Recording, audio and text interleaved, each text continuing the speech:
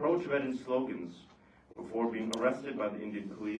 Following that protest, Tsundue has been arrested on 16 separate occasions due to numerous other political protests he's engaged in. On the first day of the Tibetan New Year in 2021, he started a 500-kilometer or 300-mile walk from Dharamsala to New Delhi, seeking to highlight the issue of Tibet. He arrived in New Delhi on March 10th, the Tibetan Uprising Day. Tibetan Uprising Day being the Tibetan National Anniversary, commemorating the widespread protests that occurred on March 10th, 1959, by thousands of Tibetans against the invasion of Tibet. He later embarked on a 123-day, 20,000-kilometer, or over 12,500 mile Himalayan hike throughout Indian villages and towns in the northern border of India to draw attention to China's aggressive expansionist policies. In 2022, Tenzin Tsundue addressed the 14th Annual Geneva Summit for Human Rights and Democracy in Switzerland, where he detailed his story and the Tibetan movement. Alongside his activism, he tours and is invited to colleges and universities throughout India to speak about the Tibetan freedom movement, writings, and his story. He is also an award-winning writer. His writings have inspired plays, films, and poetry in different languages. His writings have been translated into 15 languages and are taught in schools and universities in India and abroad. His latest publication and his fifth book, Nowhere to Call Home, was launched earlier this month in New York. So, please join me in welcoming Tenzin Tsundue here to the University of Minnesota, and I request Tsundue to address the audience.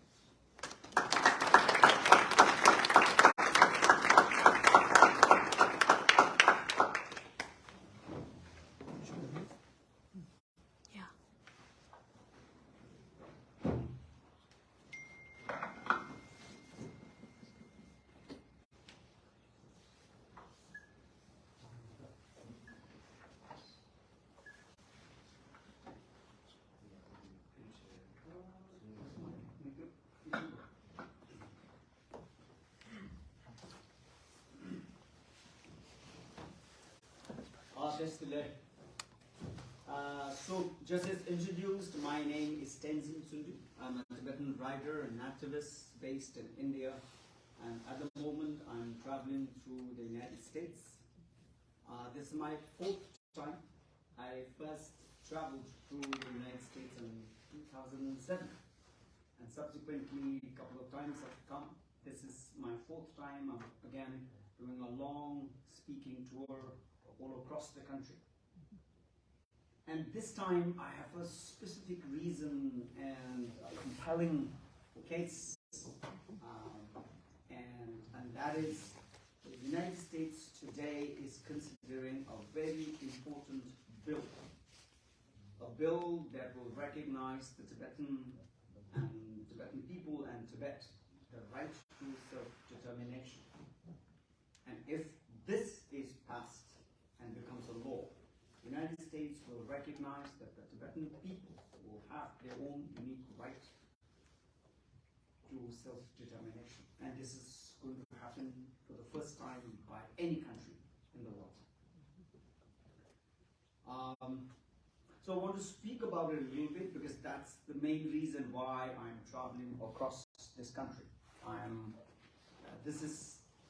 right in the middle of my speaking tour. And so far I've traveled to New York and Washington, D.C., went to Philadelphia, and from there I've traveled to Indiana, where His Holiness the Dalai Lama's elder brother settled there in 1958-59 and first set up a Tibet Studies Center and also a monastery. From there, I went to University of Chicago, where I spoke there. Also met a number of Chinese intellectuals in the university. I also met with Tibetan community there. From there, I went to medicine, and from there, I'm coming here. Yesterday, I spoke at this college, Adolphus College in St. Peter. And today I'm speaking here in University of Minnesota. I want to thank Regional Tibetan Youth Congress organizing this evening's gathering here. And from here, I'm going to go to University of Colorado and Colorado College in Boulder and Denver. And from there, I'll go to LA, San Francisco, Portland, Seattle. Then I'll travel back to the East Coast and travel to Amherst and Boston and a couple of other places. So this 2-month speaking tour really started with a small meeting, a very important meeting, a strategic meeting in upstate New York in the first week of March, and then started this tour. Just as I said, this tour is mainly because a number of people in the United States, even today in 2023, do not know that Tibet is under Chinese occupation. And sadly, what United States, 200 million population of the United States do not also know is how much they have benefited by buying cheap made in China products, which China produced these billions of consumer goods by mining in Tibet, subjugating the Tibetan people, putting them to a point that there is almost a genocide in our country. And at the cost of the Tibetan people suffering, the United States has been buying these consumer goods from China for almost about 3 decades. So you see how much our people have been suffering at the cost of your cheap production and cheap things you have been buying, which brought in great sense of convenience and also added to the economy of the United States. Of course, there are always this debate that there is a trade deficit, just like United States, many other countries also complain that there is trade deficit. But somehow, somewhere, people in the United States has benefited far more from the Tibetan cause than the United States ever done anything to Tibet. And this is what I wanted to educate the people of the United States, that we are here together in this cause of Tibet. And it's really time now that we work together. And I'm saying this because today China's economic military power has come to such a point that they are threatening the very case of Western order of civilization. The Western order of civilization, which is based on human rights, democracy, and individual rights. And when I say China, I do not mean entire Chinese population. I'm talking about Xi Jinping-led dictatorial regime, which is supported by Chinese Communist Party. It's about the supremacy, the dictatorial power of that political party. While Chinese people in their own country have no freedom of speech, no freedom of press, religion. Forget about voting rights to elect their own president or members of parliament. You see, Chinese people themselves are suffering there in their own country, but they are unable to speak. So therefore, last year, in the white paper protests in China, we have seen how much the Chinese people themselves desire, wish for freedom and democracy. We have seen voices demanding Xi Jinping to quit his office. We have seen voices demanding CCP to step down and bring about change. And therefore, today, when a Tibetan stands here in the United States talking about Tibet, it is one of the voices of China's occupied countries. Because we are not alone in China's occupation. There is also the Uyghur people of East Turkestan and also Mongolians. Tibet, East Turkestan, Southern Mongolia and Manchuria put together make 60% of China's landmass.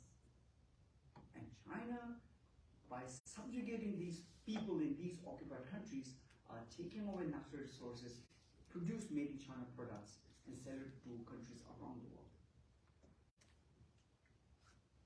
This mode of production, this trade, is actually the replication of colonial imperialist trade that the Western world imposed on countries in Africa and Asia in the last century. So in India, where I live, among Indians, there is kind of a celebratory quote by saying we are in post-colonial era.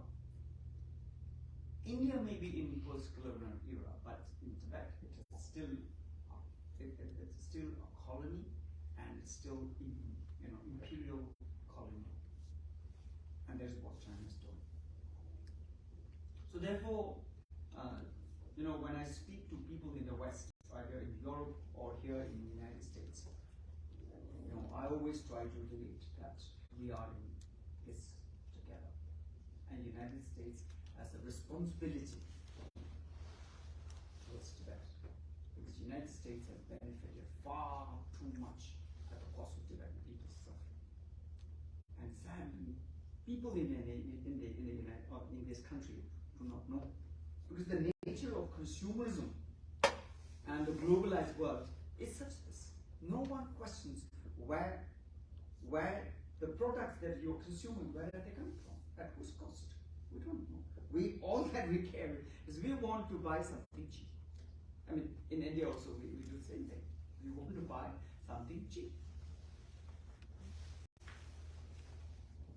And that has happened because for all this period of time, almost about 85 or 90% of consumables in this country come from outside, mainly from China. And this is being a trend. So today when I stand here, I speak as someone who is witness to it. I'm someone who is an activist, who is speaking about it, who goes out to educate people, have a conversation, even with people who would not agree with me in the opinions that I presented. At many places we have arguments.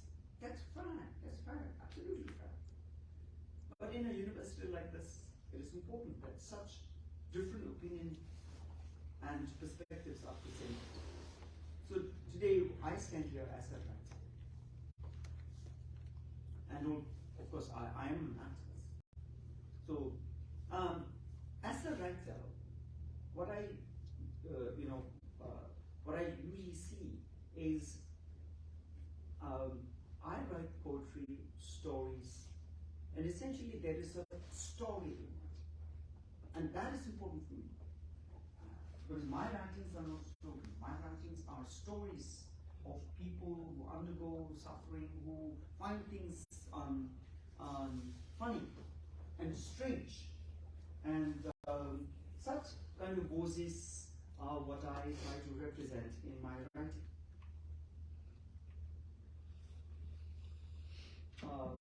But with me, there was a unique, interesting case about my writing. Although from childhood, I always wanted to write poetry, stories, and bring about the case of Tibet, I didn't have enough English. I studied in a Tibetan refugee school, and that was a very small school called Patlikur in Kulu Valley in North India. And till 6th standard, we didn't even have a library in our school. And I learned the first lessons of English from comic books. And that's something that we could rent at the cost of 25 paise a comic book. And from there I learned the combination I am, they are, it is, she is, Dashi is, and Dashi and Yoma are. I learned these first lessons in English grammar from foreigners. But we have been told from childhood by our teachers that unless we learn English, unless we learn how to speak and write English, the world does not know and will never know our story. So I said to myself, when I was in 5th standard, grade 5, I must have been 10 or 11 years old. I took it on myself and said, I want to be a writer, I will be the freedom fighter. I took a pledge. And that brought me to where I am today as a writer and a speaker for Tibet. So when I first started to write, I was in Bombay. I was doing my MA in English. So you see, even as a writer, I was starting very late. Most other writers start from school and college. I was starting only in university. One of my first expressions in my writing was about identity and culture. Now, in India, where the large majority are what we call Indian face and culture, my face was a little odd kind of recognition. So I very often needed to explain myself and why do I look so different from the rest. And the complexion and the contours of your face is your reality. You cannot run away from it. You cannot escape. You're born with it. It is your identity. However minority you may be, or however majority you may be. You see, I was in such a situation. And therefore, very often when I was asked again and again, where are you from? Why do you look so different? One of my first expressions was, I am more of an Indian except for my cheeky Tibetan face. So you see, in this line, I have this acceptance that I am whatever you call cheeky or whatever. That's who I am. And later, I wrote this poem in Bombay, a poem called "The Tibetan in Mumbai." And there, I have this quote, one stanza in between the poem. I have this quote which says, "The Tibetan in Mumbai likes to flip through the midday, loves FM, but doesn't expect a Tibetan song." So here, what is interesting for me was, when you're writing, constantly you are all the time seeing where is your voice? Why does your writing matter? How does your writing come about as a poem or essay? Why do you find it important that this should be said, this should be written, this should be heard and would be recognized by others? So constantly you look for that voice. Finding that voice makes you the writer. And I'm sure that there are many other writers in the house or aspiring writers. You see, for a writer, finding that voice is important. Not to repeat what other people have said, but how uniquely your perspective may be, and perhaps what kind of new articulation you are bringing about to the table, or to the whole gamut of writing that are already there. So what I saw in this writing, when I say the Tibetan Mumbai likes to flip through the midday, it's a local people. Tibetan Mumbai likes to flip through the midday, loves FM, but doesn't expect a Tibetan song. You see, what I see here in this writing is, here is a minority living in a city of 20 million population, and your language, your culture is not even recognized, not even visible by the large majority of the people. So you cannot demand them to play your song on the FM radio because no one would understand that. But I am saying in my voice that there's no harm in desiring you to play, or reminding them, or speak to their conscience that I am also here in this town of 20 million population. So recognizing that points, here comes writing. So writing for me is essentially understanding. Very often people look at writing as expression, the art, the production of it. Writing for me is essentially understanding, making sense of the confusion, the chaos, the anarchy that is around you. So making sense of that, firstly, is the understanding. Once you make sense of it, then you have matter for articulation, to talk about it, give expression to it, and do that articulation in a new language you want to create. And that language, the vocabulary may be that of a poetry, or an essay, or a short story. But what it involves is a unique realization that you have brought about because you understand. So you see, as a writer, what do you bring about to the cause that you are fighting for? It may be about your mother, it may be about your community, your society, your religion, your faith, or maybe something that you're passionate about, maybe about environment. So there is a unique relationship between the cause you're fighting for and the method you want to bring about with which you are fighting. So in here, as a writer and an activist, I see that I'm very passionate about Tibet. And of course I bring about much of it in the form of activism, political activism, where I have led in my work protest rallies, sometimes rallies that involve thousands of people together. Once I led a group of like 400 Tibetans from India walking for 3 months, 400 people, right up to the Tibet border. Sometimes I climbed buildings. Shazan was earlier showing a picture where I had climbed up onto the building tower, and from that tower I was displaying a Free Tibet banner. At that time, what happened was, this was 2005, what happened was the Chinese Prime Minister Wen Jiabao had come to India.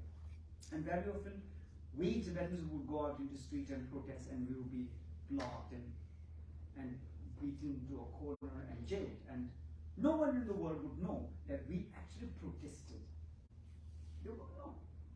And we would feel bad that we couldn't make the Prime Minister of China know that we were protesting. We were not counted. So I came about with a unique idea that I should do something interesting with which I could get international media to notice what our grievances were. So I went to the building where the Chinese Prime Minister was likely to come to. One night before, I climbed up the building from the backside, from where there was the rainwater pipe. I climbed up that pipe one night before, reached there by 8 o'clock in the night, and I was tired, exhausted, sweaty, and the swarm of mosquitoes came over me. I nearly died there because of the mosquitoes. You see, political activism looks so romantic from outside, but in reality, you actually have to deal with mosquitoes because you're sweaty, because of your sweaty body. And I spent entire nights and the morning, and I came out to protest out into the balcony 2:30 in the next day afternoon. Till then, there was no food or water or your coffee break. You see, political activism from the outside looks like, oh, he went to protest and he's now on television, but it involves these kind of nitty-gritty, and this is something I've been doing for 26 years. In between, I went to many, jails. I've been made to stand in court and answer questions. I've done that. I've been to jail so many times. The count goes to about 16. 16 times I've been to jail. So in India, many of my friends say, you seem to go to jail very often. Why don't you write a jail guidebook? So my friends say, this will be useful for Indian politicians who have to go to jail, so they would know, what to expect in which kind of jails, what kind of facilities. So I'm actually in the process of doing that now. I'm writing a long narrative of Tibetan refugees, of their survival, tragedy, romance in their life, and odd ends from where the older generation has come to an end, the newer generation is picking up. I'm writing at the moment a long narrative of Tibetan refugees, stories of survival, identity, culture, romance, and this is going to be an epic. So I'm in the process of doing that. So you see, the activists play so many different roles. The activist is also a speaker and a storyteller. And sometimes I've been to many places where no one has known anything about Tibetan language and culture. And sometimes I have to sing, and then I have to say, Tibetan language sounds like this.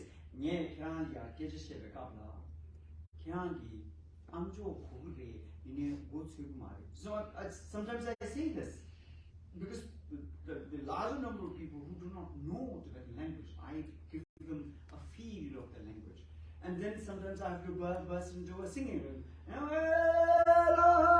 have to go into a singing. I'm not a good singer, but as an activist, you have to do this. You're just making a Japanese or a Chinese or an American know how does your language sound. And it's beautiful, right, when you hear someone singing. So as a public speaker, you have to play so many different roles, but you must also know that you have a timing and you should end. So therefore, my last point, and afterwards we can discuss if there is any questions, comments. My last point here today is an appeal to all of you. And now when I make this appeal, it is not because I'm Tibetan. I make this appeal as human being to all of us. The world today is led by greed of human beings. We are consuming so much. And the United States is the best example. The amount of waste I see in this country is unimaginable.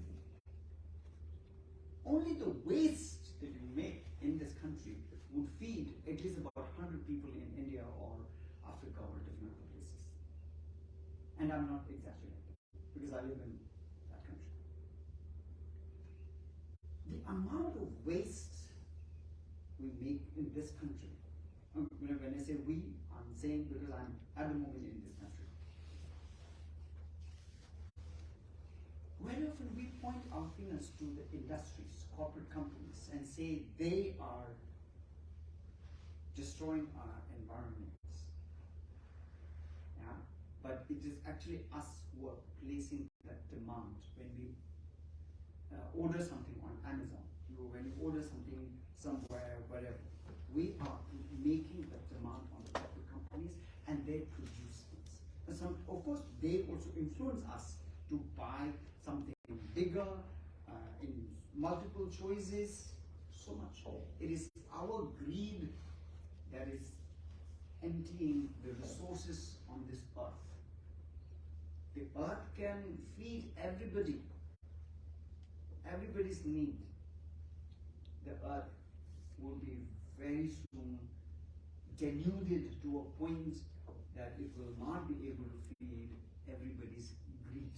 And that is an important quote very often attributed to Gandhiji. So therefore, there is an important time.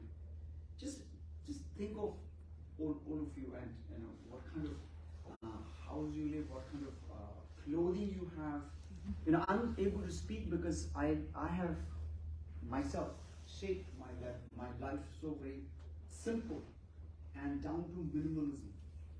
I live in 2 pairs of clothes. I have 2 shirts, 2 jeans. I wear them in turns. I have a winter version of a thicker jacket in Tibetan style, and the bag that I carry with me all the time. That's about it. You see, if you live in need-based life, such a life is possible, and such a life is rich. When I say rich, it means that if you live in a way a need-based minimalist life, then you would still have something extra which you can give to other people. Then you are rich. What is usually considered rich would be a luxurious life where you are constantly seeking more. That's not such a rich life, because you may be having too many and you are still wanting.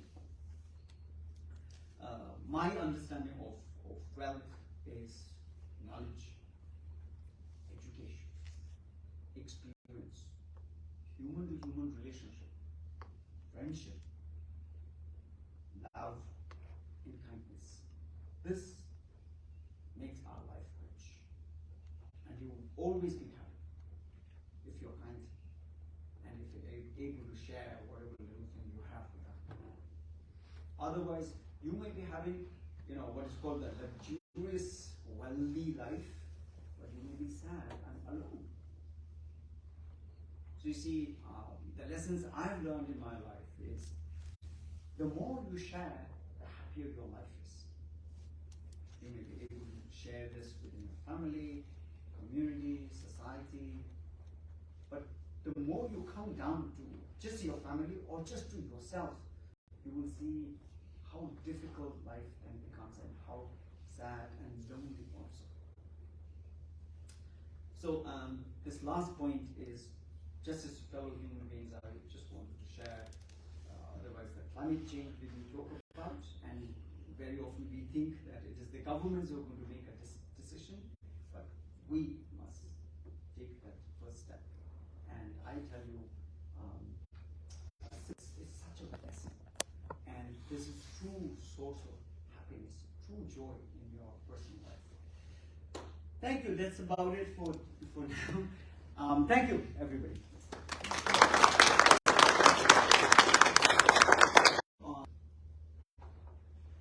Yes. Just today, all my young brothers and sisters, I'm very happy to be here with Tsundue.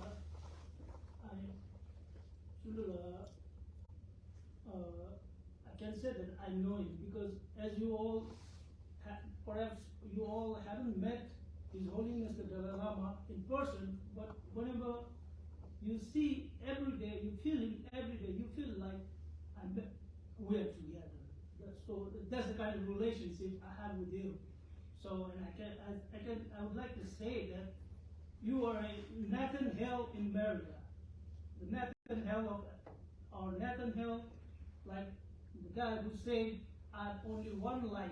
I regret that I have only one life to offer for this country, right? So you are Nathan Hale, and back in India, you are like Chandrasekhar, Bhagat Singh, Gurudev, minus violence, slowly. So I'm really very excited and glad to be here. So when you were in 2008, when you were protesting in Delhi, so we were marching like some 200, as you mentioned. We were like really with 300, 400 people here. We marched like 288 kilometers. And at the end of the march, we were on a hunger strike for 4 days. And there were the Indian police with all of their batons and tear gases. So that's it.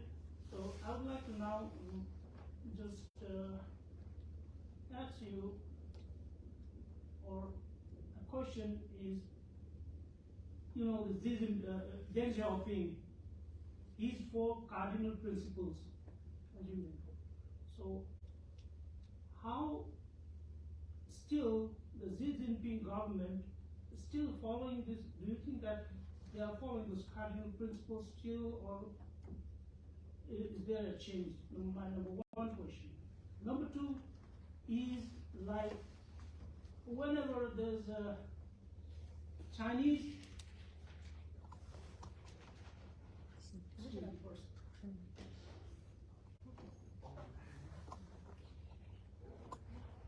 Yes.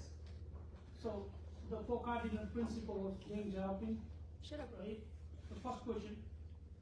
The second question is, or if you can just enlighten us, that whenever the China, the diplomats and the politicians of China, the communist China, is very aggressive, shamelessly aggressive, and they had the audacity to lie right in Washington DC, right? So, in comparison, I feel like the American politicians, the diplomats who deals with such kind of dictatorship is rather very straight and sincere, and the way the Chinese diplomats and the politicians, they put in context the Western democracy, it seems they are like putting it in a stereotype, right? Western democracy. Look at Western democracy. What we are doing in Western democracy? People are electing the leader. We are not forced to elect the people in a gunpoint. Here, people don't put gun in your head and force you to elect somebody, right? If Chinese don't want to see like Western democracy or Indian democracy, they can at least watch or see the neighbor countries like Japan, South Korea, even for that matter, Taiwan. They are democracy. They are the same breed of people. They are the same ethnicity. Look at them, right? So the aggressiveness of Chinese diplomats and politicians, number two. Number three, yesterday the TikTok CEO, Mr. Chu, he was questioned in the Congress, but the lobby we the Tibetan people have is like, I sometimes feels like it's very, sometimes delay, also maybe I don't pop up, right? So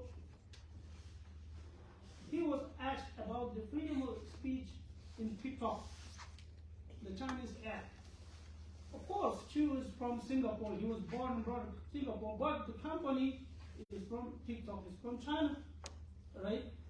So the freedom of speech and the human rights they talked about in the Congress is like, you don't have a freedom of speech in your TikTok. And he went on an explanation, right? If he was asked, can you talk about Tibetan issue? Right? We're also a part of humanity, human rights. Can you talk about the 156 self-immolation and still counting on TikTok? No, you can't talk. The artificial intelligence, it will block you. It will not go like in WeChat. You cannot talk or write or even freedom in WeChat, right? Or expression in the print media or in the electronic media is suppressed. So, Okay. Yeah, so you make a couple of points there.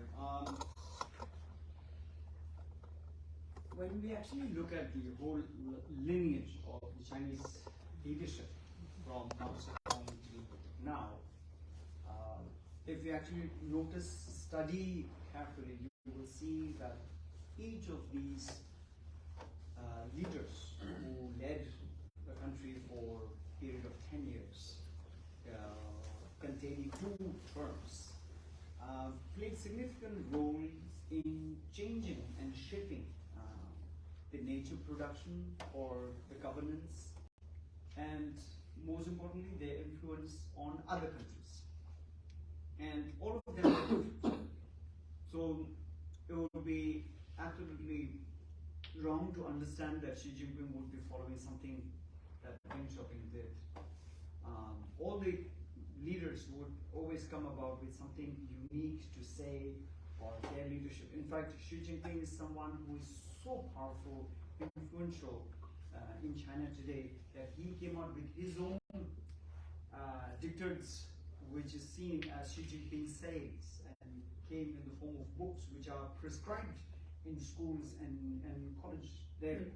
So far from following anything Deng Xiaoping did, he is now portraying himself as the ultimate leader, the most powerful leader of China ever. What is common is the power of CCP, the Chinese Communist Party, which was founded almost about 100 years ago. That power rested on one, the revolution, the promise of equality and justice, based on Marxist ideology. So that promise is now no longer there. But the power is the same. The power that was created by formation of CCP, which entered into a civil war with the nationalists. The nationalists were defeated, and CCP then created People's Republic of China. So you see, CCP is more important than PRC. CCP runs PRC, CCP runs PLA, the Liberation Army. So all that power really truly rests on CCP. It is the Chinese Communist Party. The power got created by making every individual watch over each other for the state, and created a sense of fear among the people. And because the Chinese Communist Party needed to be the supreme power in China, China initially created a sense of fear and public dependency on state resources. Therefore, Mao Zedong did the great collectivization and the great leap forward, where everybody's private properties were brought together, turned them into state property, and made individuals dependent, so that the state would actually run everybody's life. Then came Cultural Revolution, where everything that is traditional, because people's independence also comes from culture. So China destroyed all traditional forms of cultures, and that resulted in destruction of almost 6,000 monasteries in Tibet. 1 million Tibetans, more than 1 million Tibetans died in Tibet. Of course, China suffered much more in this. In China, 45 million Chinese died during Mao Zedong's era and in his rule. And yet, people of China have never been able to question Mao Zedong. Even today, in 2023, Mao Zedong's portrait adorns the Tiananmen Square. He's still considered father of the nation. The one who caused the death of 45 million Chinese. Even today, he is considered the father of the nation. So you see, the true power of Xi Jinping rests on this CCP power. And this is the very ambition of CCP that been changing hands through many leadership. So of course you did talk about a couple of other things, but I think this was an important thing to add to what you were saying. Any other questions?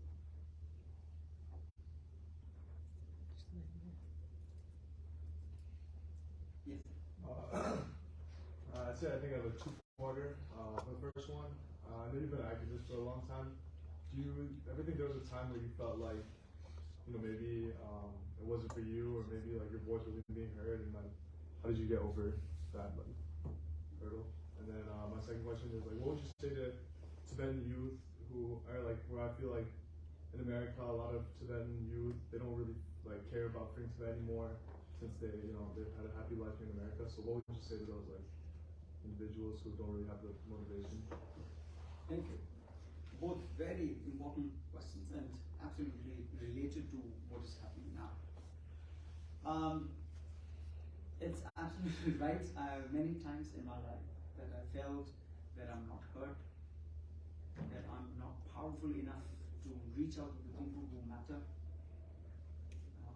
But my Buddhist education and training helps me to understand that I'm part of a larger story. So I don't have to have the ego to see I'm heard, I'm not heard, I'm so short, I'm less powerful. I always like to think that I'm a part of a much larger picture where I have 6 million Tibetans inside Tibet. They are doing something. I have His Holiness the Dalai Lama, the most loved person in the world. I have the Dalai Lama. So I'm powerful. So therefore, I never felt I'm not heard enough. You see? And this is not just my story. It's most of the Tibetan story. And if you're American, of course, your entire government, people, Senate, congressmen, your helicopter, and whatever, all these are part of you. So you actually feel that you are part of a society, and society is an extension of you, and you are a small entity of it. Yeah, I think that feeling, being part of a larger story, is important. But it doesn't mean that you let everybody else take the responsibility. So therefore, my part doesn't matter. Never. You have to play your own role and do that extremely well. Then you will know you have contributed to this society.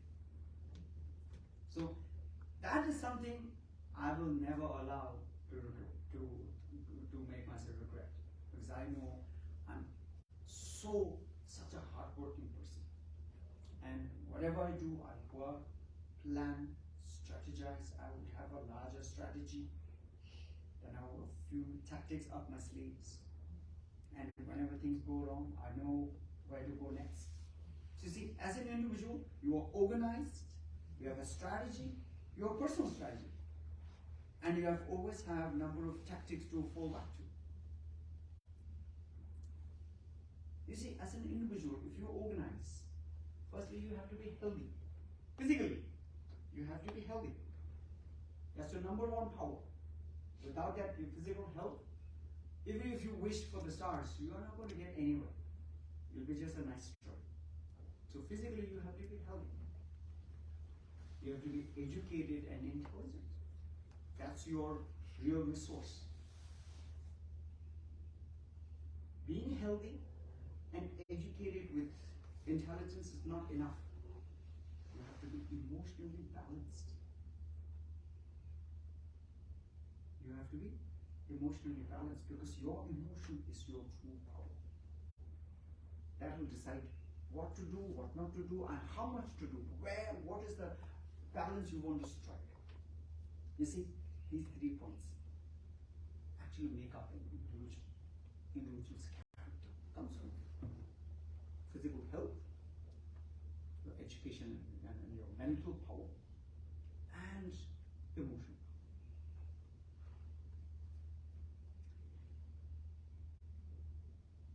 You asked a second question about Tibetan youth. I think largely around the world there are immigrants. The world is today the world of the immigrants. People are traveling and moving and changing countries and governments all over the world. So every immigrant will be asked. They will ask themselves, and they will be asked, where are you from? There are people from Europe coming here. There are people going to different other places from here. Even in this country, the original native people will too be asked, What is your responsibility to this soil and the air and the water? And therefore the question also goes to the Tibetan youth. And I would think, and my message to the Tibetan youngsters is, however free you may feel, however powerful you may feel because of your resources and the privileges because of the citizenship of this country, you can never escape your history, your parents, where your bloodline is from. And here the question is not about escaping your bloodline. The question is how much you will benefit if you receive the wisdom of this culture, this ancient culture. It's not about escaping the bloodline, it's the benefits you gain, the warm-heartedness that you become, and the kinder and the more generous and the patient you become, because you now have entire reservoir of culture of love, compassion, and patience that you can always go back to, because that's your culture. This can truly make you happy. Around the world, people are constantly looking for different means to happiness. And as Tibetans, we fall back to two things. One, the Tibetans were warriors at one point of time. They were warriors. They were so powerful warriors. They created a military empire in the heart of Asia. They invaded parts of Mongolia, they invaded parts of China also. We were that kind of a warrior country. That warrior actually means you have no fear in going out and conquering land and achieving victory and glory for the nation. You have no fear. That is one part of our history. The other part is receiving Buddhism from India, where we found a new definition of happiness. Where we used to, as warriors, we used to kill people occupying land and think that's a glory and victory, which many people even today do today. But Tibetans found a new defining civilization in 7th and 8th century when we received Buddhism from India. When we became Buddhists, we understood that there is no glory or victory in killing people or occupying lands or conquering other countries. They understood that you have to be more courageous, and there is victory not in killing people, but killing your anger. Conquering not other people, conquering your hatred.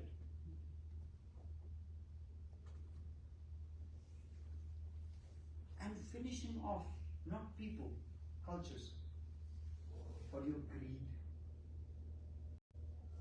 And this is something which is endless. As a human being, there's no end in conquering your anger, hatred, and greed. This is Tibetan culture. This is what we have received from India. This very Buddhist culture today is finished in India. This Buddhist culture. But we have preserved it as Tibetans. So you see, as Tibetans, we have chosen this path.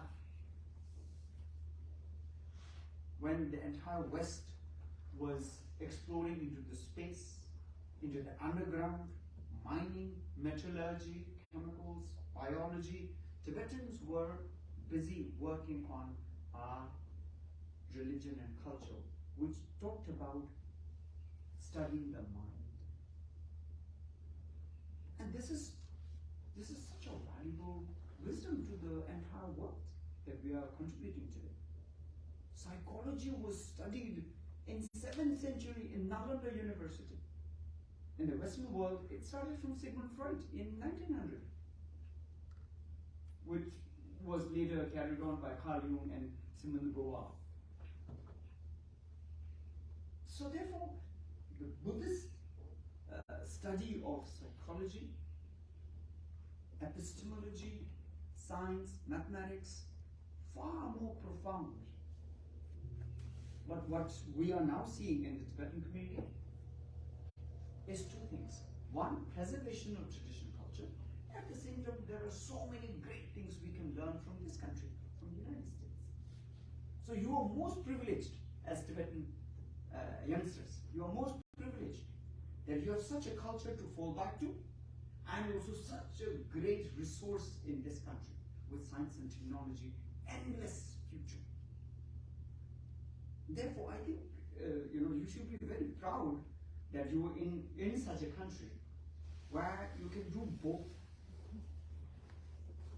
Yeah? And you can be proud, and therefore you can contribute not only in the restoration of Tibet's independence, but also truly bringing new values to this country of the United States. Okay, I think that's about it for today. Yeah.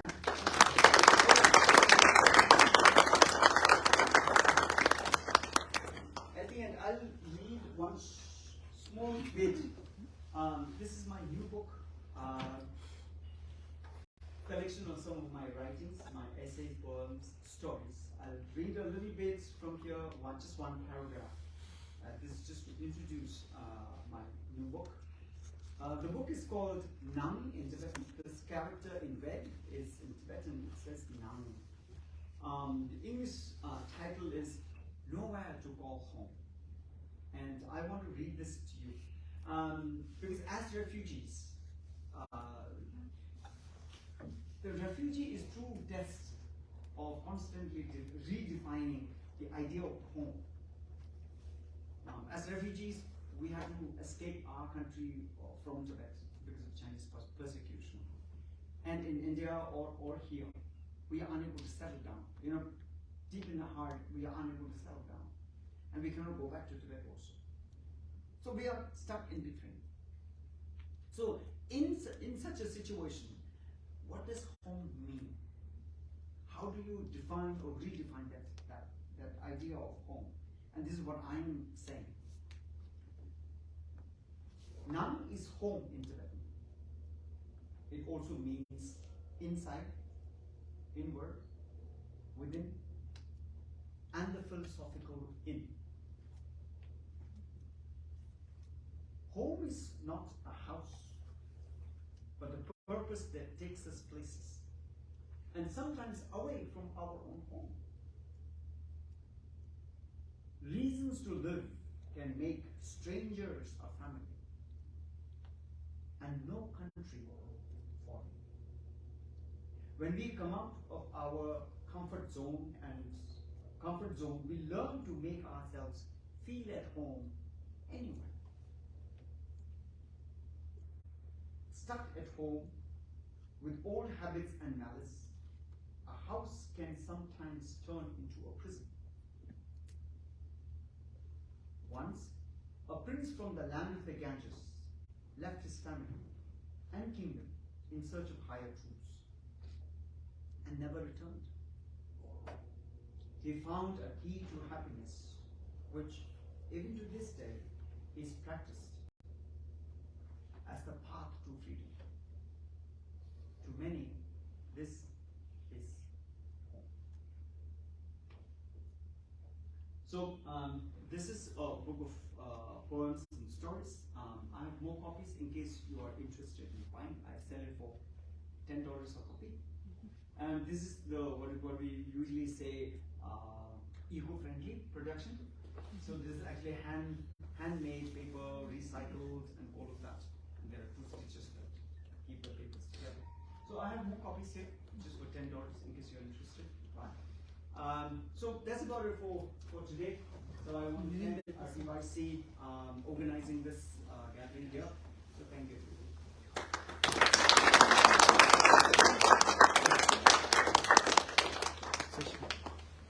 Thank you, Lair. Thank you, Lair.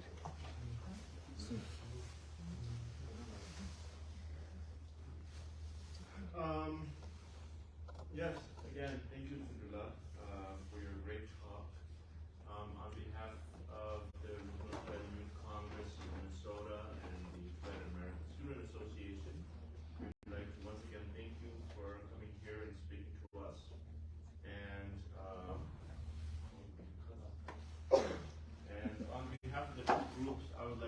offer you a traditional Tibetan scarf that you give to someone as a show of thanks or respect.